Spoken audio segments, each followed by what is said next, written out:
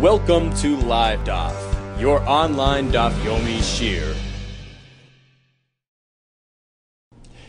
Shalom Aleichem and welcome back to today's Daf, SOTAH Daf Tes Zayin. We are on Tesvav Amid Beis at the two dots, which are 8 lines from the bottom.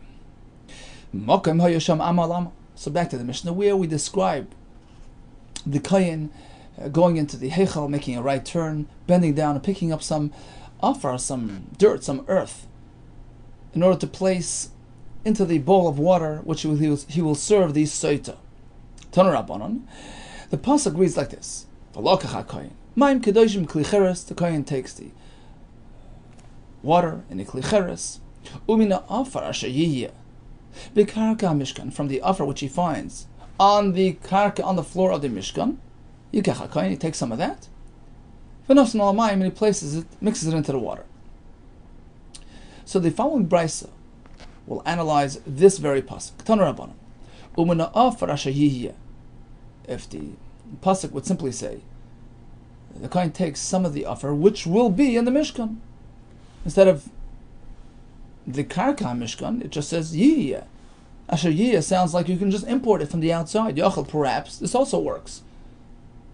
Yisakin bachutz, he can prepare the earth outside and import it, and bring it in. So he brings it in, puts it straight onto the water, without first placing it down on the floor of the Mishkan. Is that okay?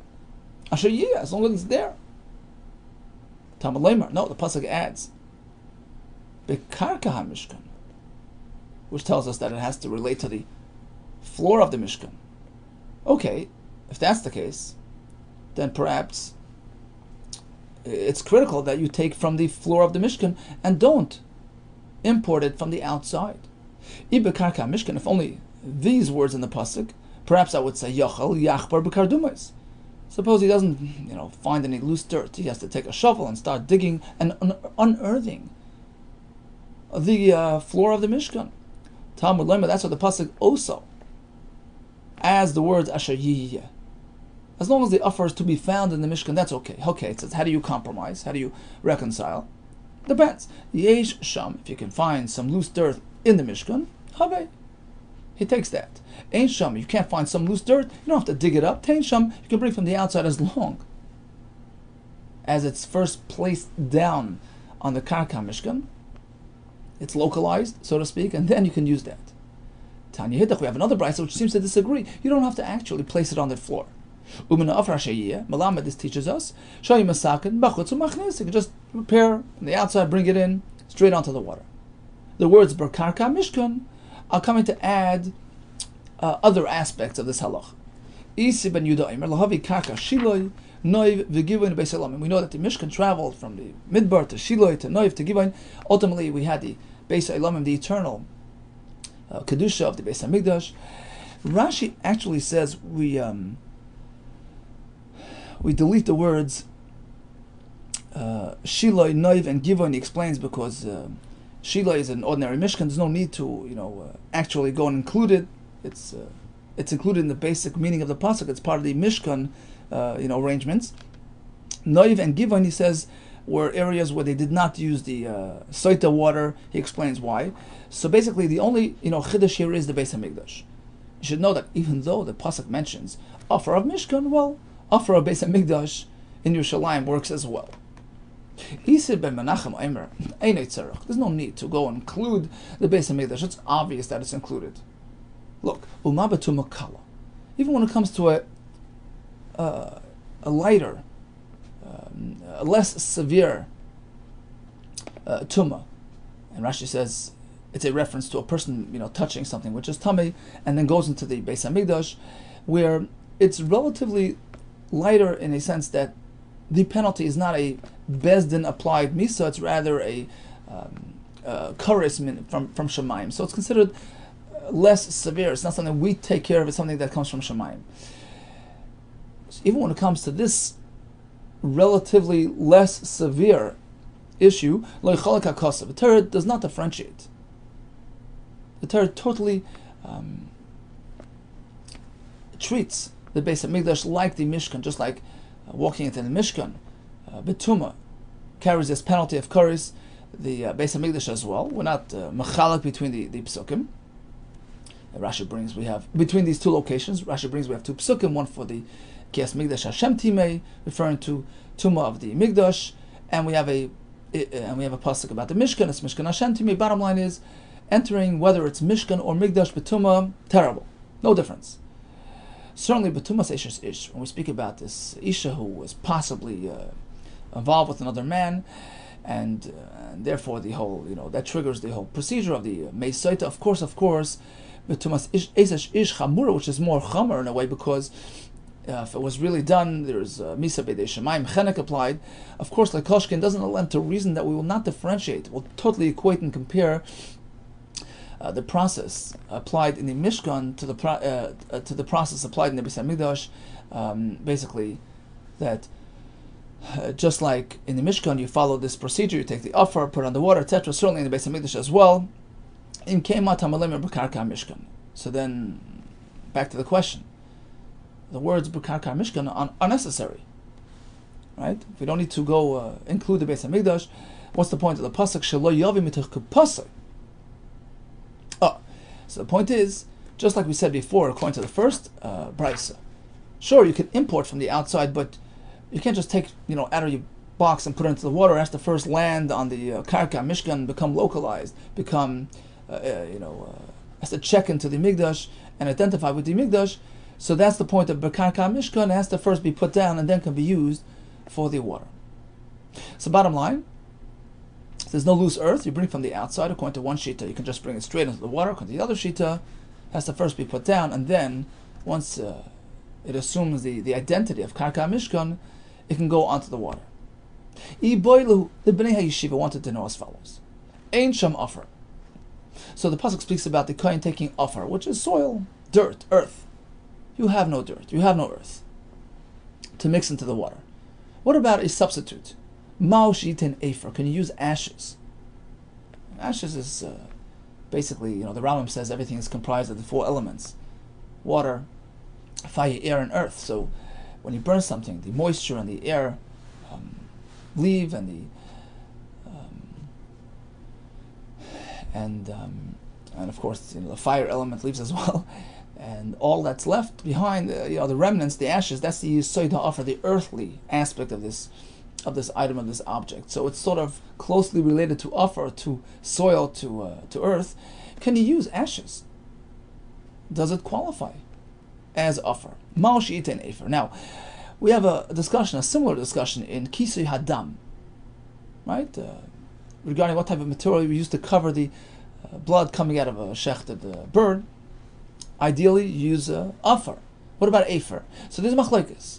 So aliba de Beis Shammai, according to Beis Shammai, who hold that by Kisui Hadam, there's no allowance to use efer instead of offer. There's no question.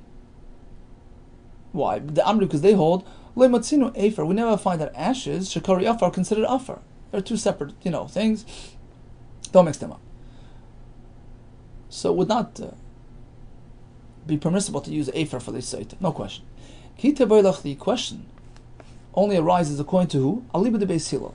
The Amri, because they hold by Kisui Hadam, matzinu efer, shekari offer. At times, efer is considered offer. Rashi brings the pasuk of localfile atame ma'afar shreifas achatas. This was by the paraduma, which was burnt and into efer, into ashes, and Torah refers to it as offer with an ayin. So the two things are synonymous; they're interchangeable. So perhaps just like you can use it by the Kisui Hadam, what about using it for SOTAH? Avgav deikri afar. So on the one hand, you can say efer and offer are synonymous. Efer is called offer. Well, maybe by SOTAH, that's not enough. Hacha bekarka mishkan ksiv, because here we have the words karka mishkan, which indicate earth, mamish, earth. Or perhaps efer, ashes qualify. What about this pasuk karka mishkan? Well, we have other applications for that pasuk, as we said before. Hay bekarka mishkan. Well, l'kedisi ben Yehuda. Perhaps it's coming to add, the Beis Hamikdash, Beis Elamim, or l'kedisi ben Menachem. Perhaps coming to tell you that it has to be placed on the floor, like we said before. Huda asi, that's what it's coming for. And perhaps offer is not to exclude efer, and it can be used as well. So which way is it? Tashma, we have a raya. Rabbi Yochanan, Mishum Rabbi Shmuel, he tells us a very interesting thing. We find that in 3 locations, in 3 places, halacha, we can actually have a halacha l'Moshe Sinai, which is oikeves. Oikeves is lashon of one's heel, one's bottom of one's foot. Chop off the bottom, knock him down. Oikeves mikra can knock down, can uproot a din, a halacha, a mitzvah, which is even sourced in a pasuk. The halacha can sort of come in and change our perception of a halacha in a pasuk. Listen to this 3 times. Firstly, HaTorah Amra be'afar. This is Kisi Hadam. Torah says, V'shafach damai b'kisahu be'afar, with an ayin. V'halacha, what's the halacha according to Beis Hillel? According to all shittas. B'chal davar, you can use any material which allows growth. Anything, organic, which can generate growth. We learn this from Sukkim and the Gemara Chulin. So, the halacha undoes the actual literal pasuk. Next example. HaTorah Amar, Torah says by the Metzora, Besar, if he should use a razor to cut his hair, he gets malchus. Only a razor. Halacha b'chal davar, the halacha comes and adds all the types of hair cutting. HaTorah Amar Sefer. Torah says when you give a get, it has to be on a parchment, on a sefer. Halacha b'chal davar, halacha allows any sort of writing material. So we have 3 examples of halacha, oikeves, mikra.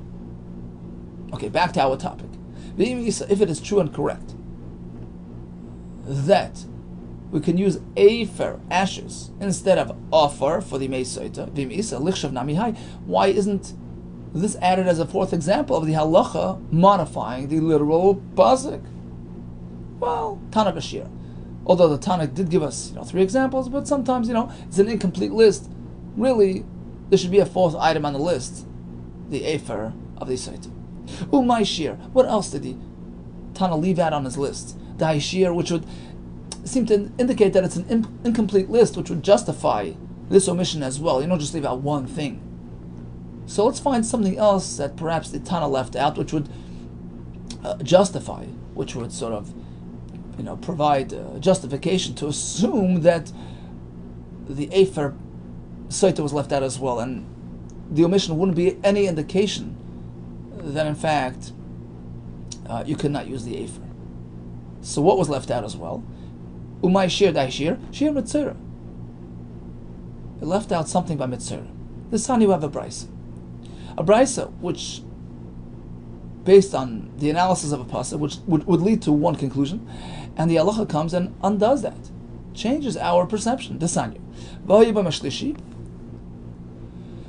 igaleach es kol sari. So this is the pasuk. We know that a mitzera goes through 2 haircuts. One when he's healed, and then 7 days later again. So this Bryce is focusing on the pasuk of Bayem Hashvi, on the 7th day, the 2nd haircut. Yigaleches kol sari, all hair needs to be shaved off. That's a very general, ambitious, statement. Klal. It's a general, all-encompassing halacha. All his hair, every single hair. But then it itemizes. Es Roshei, hair on his head. Vezakana, his beard. Vezgabes Einav.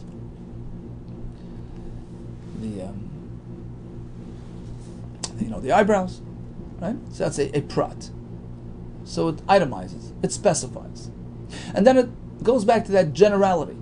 Ves kol sari galech, this general instruction. All his hair. Chazar klal goes back to klal. So this leads to the following formula: klal, a general phrase, prat, an itemized list, and then going back to klal. So general, specific, and general results in the following: Iyatadan elokena prat. Now you can only sort of apply the halacha the way it is itemized. So the general, instruction to give my haircut has to be focused and has to be limited in a way which is consistent with the details. It has to fit that, the criteria found in those details. Ma prat mefurish makom kinus seir. Now, if you take a look at the detailing, the head, the beard, this, what do you find? What elements, what criteria are present in those prats Mokim kinus ser, he's speaking about gatherings of hair, not just random hair.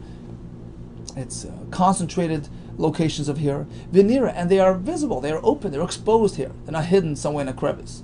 Avkol, likewise, when we speak about giving a full haircut, it has to comply with this. Mokim kinus ser, the chiyur of getting a haircut only applies to a concentration of hair, venira, and hair which is visible and exposed. My Rabbi, so what are we, including in this description? What fits the bill? Rabbi ser aglaim, the hair between the legs and the mokim of the erva.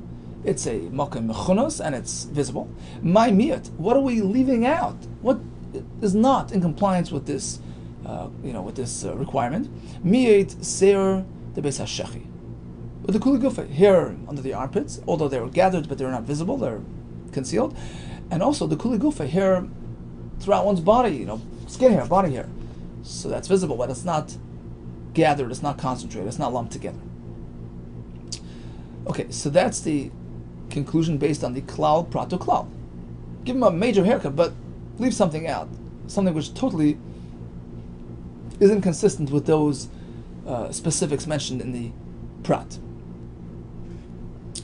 Now, the halacha is v'hilchasa, and the halacha, lamaisa is that just as the first haircut of the mitzvah, which is a full, complete, comprehensive haircut, the Torah says so. It says take everything off.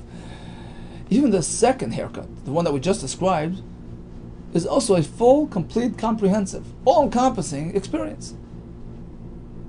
We shave him like a pumpkin, as smooth as a pumpkin. The Snan, as the Mishnah says, he goes to shave the mitzvah, maver taral kol b'sari.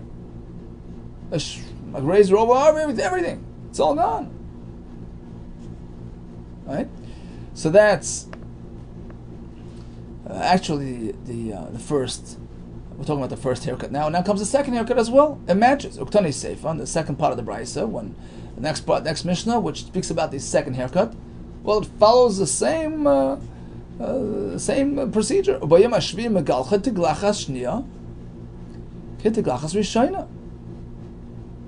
Right? So the second haircut is exactly as the first, despite the klal prata klal, which seemed to limit that experience. No. So halacha comes and undoes it, broadens the haircut. Halacha is a keves mikra. So that's a fourth example, not mentioned on that list, which indicates that it's an incomplete list. And therefore, perhaps, it omitted the halacha of the SOTAH as well. Another example of halacha broadening the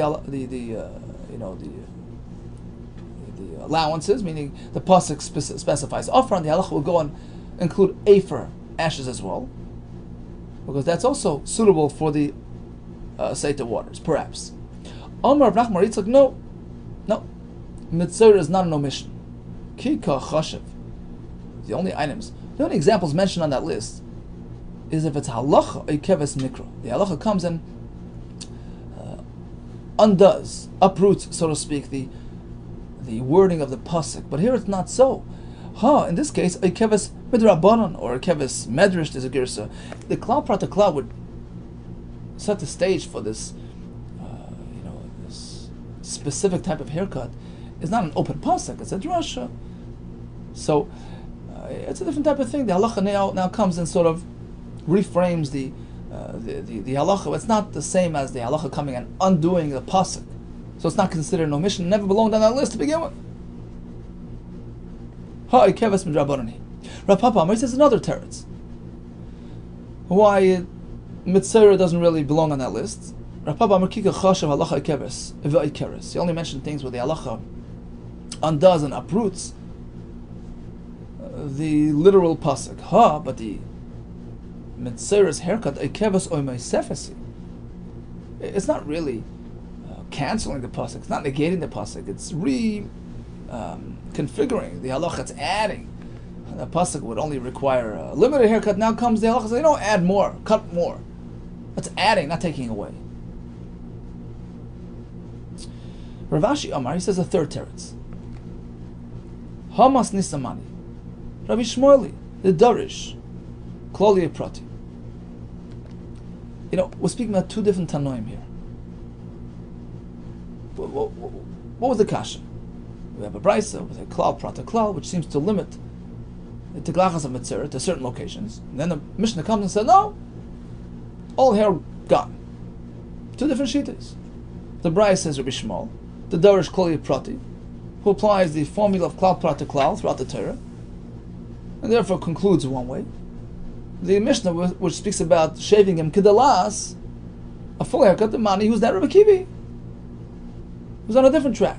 The Darish Ribuy Miyuti, who works with a Ribuy Miyut, inclusive, exclusive type of system, a different system in drasha. And according to him, the drasha will conclude as such a full haircut. There's no inconsistency between the drasha and the Mishnah. The Sanya, as the Brisa says, so again, it's on the 7th day of the Mitzvah, all his hair is gone. Riba, that's an inclusive term. Then we have limitations. There's Roishe, there's Zakone, there's Gabes Einav Miyot. There's some sort of exclusion we're trying to minimize. Then we have back inclusion. There's Kol Sari Galeh, Chazav Riba. So we have a Riba, Umiyot, Riba, right? Instead of Klal Prat Klal, it's a different system. Riba, Miyot, Riba, which ends up giving you more, because ultimately you just have to be made something. Leave something out, but otherwise everything is included. Different than Klal Prat Klal, where you have to conform to the criteria of the Pratim. Here it's just, you know what, give me everything, just leave something out. Riba HaKol, everything's included. Cut all the hair off. My Riba the Kulei Gufe. Everything. All body hair. Or my Miyat, something needs to be left out because of the Miyut. Miyat, we find something. Miyat Seyor, Shabbos HaChaitem, the hair in one's nose, which is not prevalent by all, which is totally concealed. Okay, we left something out. Clearly, Rabbi Kiva holds it's a full haircut. And that's, in fact, how the Mishnah describes it. It's Rabbi Kiva's Shita, full haircut. So there's no stira between a pasuk and a Mishnah. According to Rabbi Kiva, they're all saying the same thing, full haircut. Maybe Allah. Let's go back to our question posed earlier regarding the Afar SOTAH. Pasuk speaks about Afar. What about Afer, ashes, inside her water? Tashmad Amar Rav Huna bar Ashi Amar Rav. Ain't Sham Afar. They can't find Afar. What do? They bring your vegetable decay. Maybe Rakvuvis Yorak. Umakadosh, and use that.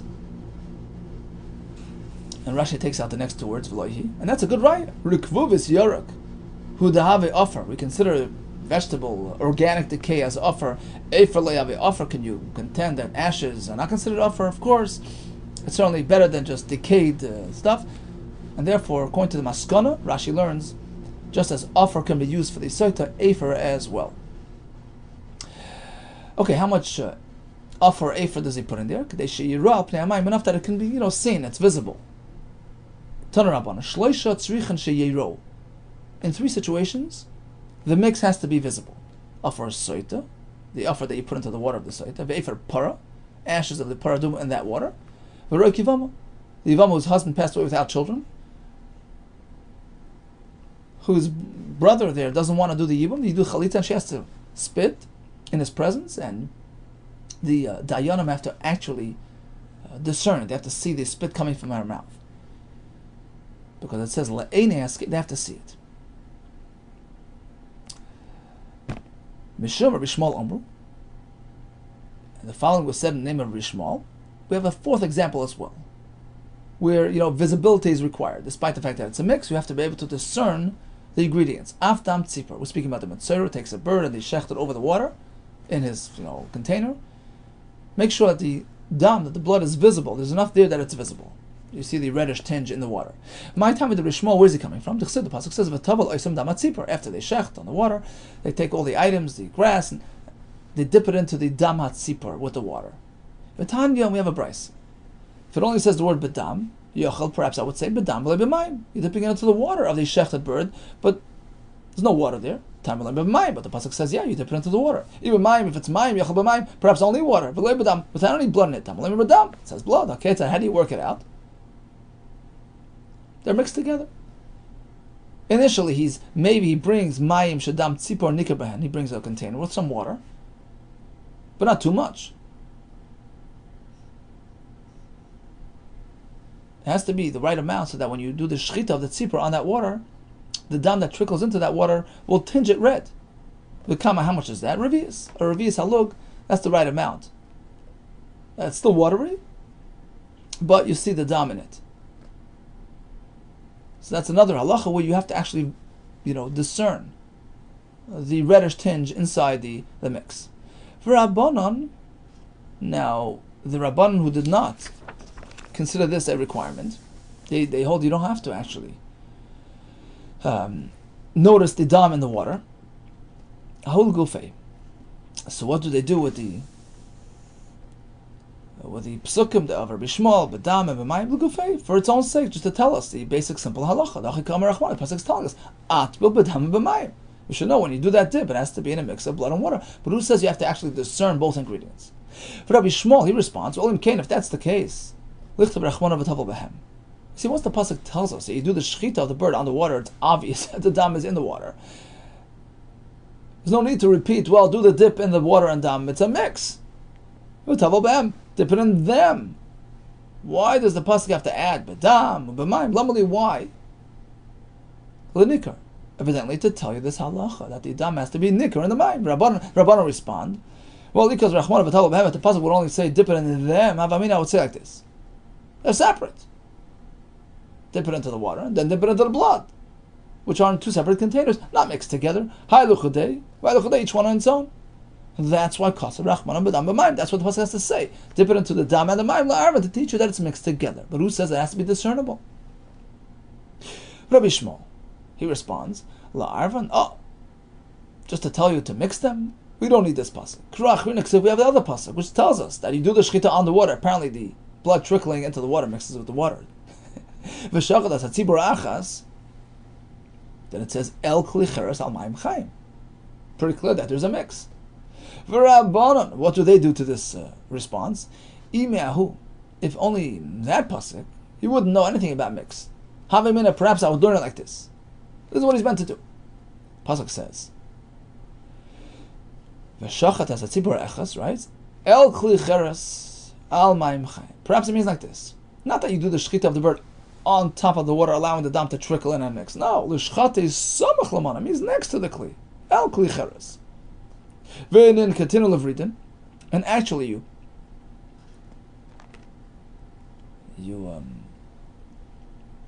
block the veins and stop the blood from flowing out. And then you allow the dam to be received in a different kli. And then when you do the dipping, it's two separate dippings, one into the dam, one into the water, not mixed. Kamashmal, and that's what the pasuk has to tell you. No, it's mixed together. But who said it has to be discernible? So that's the machlekes. Rabbanan say you don't have to have a discernible, blood-water mix, even if it's just, it's mixed, but even though you don't notice the tinge, it's okay. According to Rabbi Shmuel, it has to be nira in the water. And therefore the Chachamim established the shiur of the revius,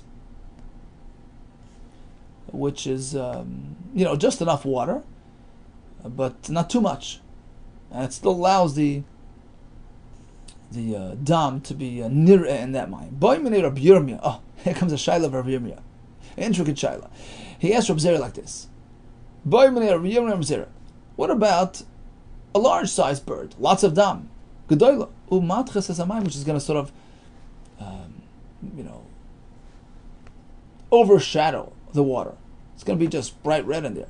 Or conversely, you have a katana, a small-sized mini bird, when it's shechted onto the water, even a revius of water will sort of wash it out. You won't see any dam in there. What is the halacha here?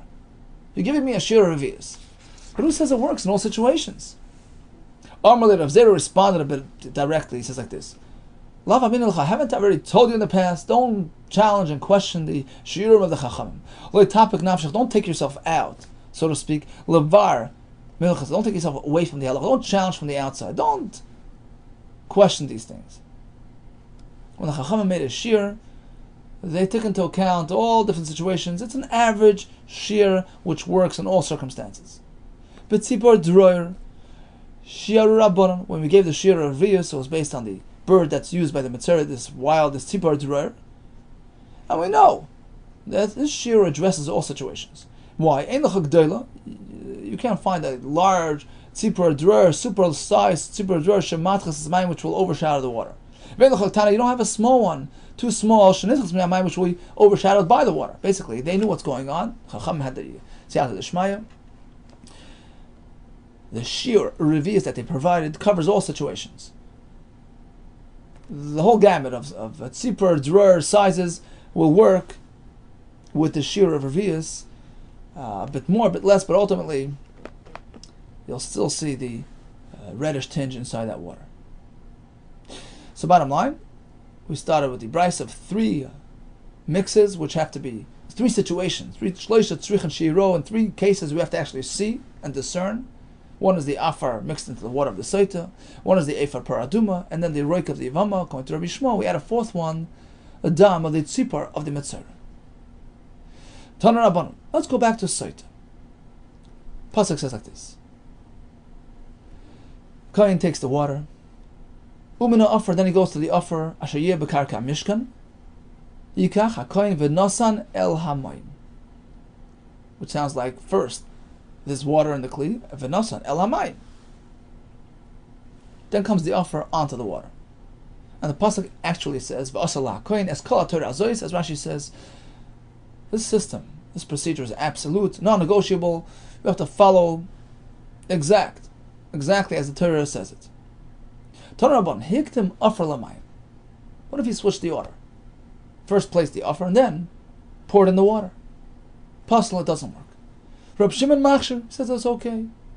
My time at Reb Shimon, why is it okay? Let's go over to the pasuk by paraduma, similar situation. A mix of water and offer. Of Efer. You take the ashes. And what does the pasuk say? The nasan olav mayim chayim el keli. Okay? Now, Vitanya, Rab Shimon. Why is it that the word offer is spelled with an ayin? Which sounds like soil. We're talking about ashes of the paraduma. Rab Shimon, offerhu? Is it soil? Valay Eferhu, it's ashes. The answer is Shina Kosef b'mashmoy. The Torah purposely switched the spelling to make it sound like ashes, to make it sound like afar, even though it's really ashes. Ladun heimenu gzeiroshava, to establish a gzeiroshava connection between Efer paraduma to afar SOTAH. Nemar kan afar. We have the word afar over here, by the paraduma. But nemar lalan afar. We have the word afar by the SOTAH mix. Just like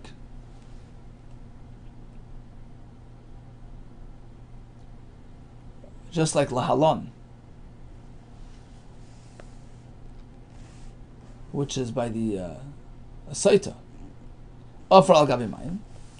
We know that it's first water and offer on top of it, right? Like we said before, Kohen has to take the offer and place it on the water. Avkan offer al gabi mayim. Likewise over here by the paraduma, first it's water, and then you mix in the ashes. So that's the way it's done lichatchila. That's the preferred system. First water, and then you mix in the offer or the efer. Umakam. But now let's go back, just like over here by the efer paraduma. It works the other way around too. Hiktim offer lamayim kosher. If you first place the offer and then mix the water, it's okay. How do we know that? We'll see that in a minute. Aflahalon. Likewise, over there by the Meisait. Even if you reverse the order, it's okay. Hiktim, offer lamayim, kosher. You first put the offer and then the water, it's okay. And that's why Rabbi Shimon says, Hiktim, offer lamayim, by the Soita, it's kosher. How do we know, in fact, that it's true? That what? That by the paraduma, if the efer was placed first and then the mayim, it's okay. It's very correct because we have 2 psukim by paraduma, which seem to sort of contradict each other. First, it says ksiv alav. It says in the pasuk, you place the mayim chayim, v'nosan alav mayim chayim al keli. So first you have the efer, v'loch latamim afar sefer tachatas. First the efer is in the kli, and then comes the water. V'nosan alav mayim chayim al keli. Alma efer bereisha. Apparently, efer goes first, and then water. Uksiv. Then we have the other pasuk by the paradum as well. It says V'nasan olav mayim chaim el keli. That means the water goes straight into the kli, without obstruction, without chatzitza. There's nothing in there.